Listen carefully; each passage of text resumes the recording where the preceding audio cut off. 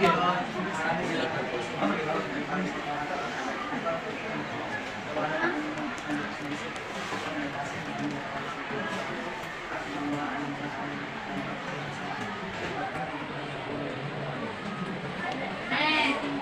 amen. So ngayon, pakiayos sa linya ng inyong upuan. Tingnan kung mayroong basura sa ilalim. Kung wala na, ay maaari na magsiupo. Magsiupo na lahat. Magsiupo na lahat. Okay, magsiupo na. So ngayon, para sa pagkalahat ng panutong class, kung mayroon kayong mga katanungan, ay itaas lamang inyong mga kamay at sasagutin ni ma'am. At kung meron kayong gustong isagot sa ating mga tanong mamaya, ay itaas lamang ang inyong kamay. Okay ba? Nagkakaliwan natin lahat? Okay, so ngayon, magandang umaga ulit sa inyo lahat. Ako ulit ang inyong guro sa Pilipino na si Maristela I. Espineta.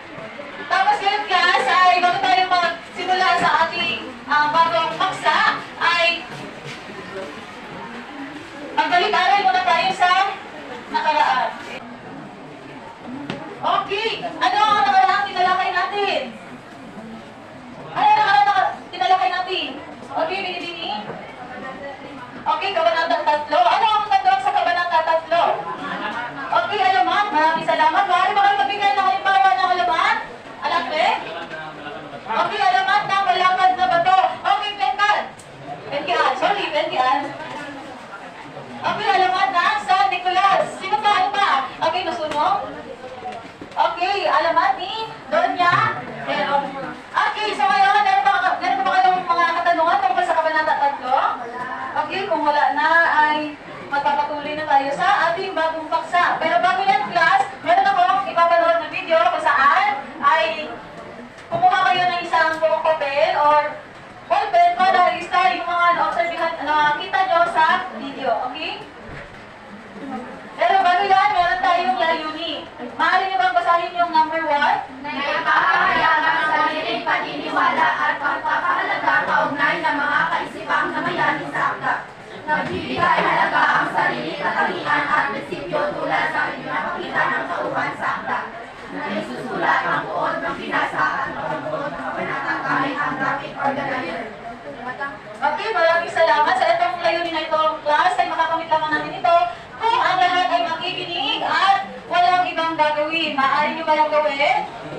Okay, maraming salamat.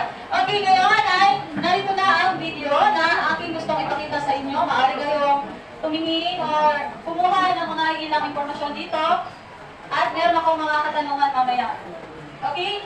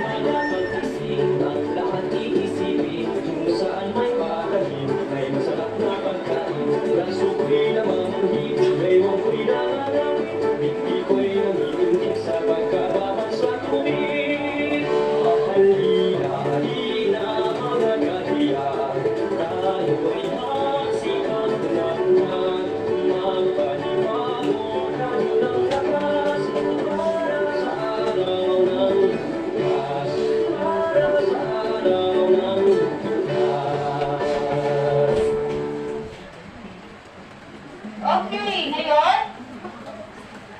Pero bago yan, bakit mo signal? Hala! Okay! Ulit na, ulit! Okay, one. Dali! Dali! Hala, sino sino?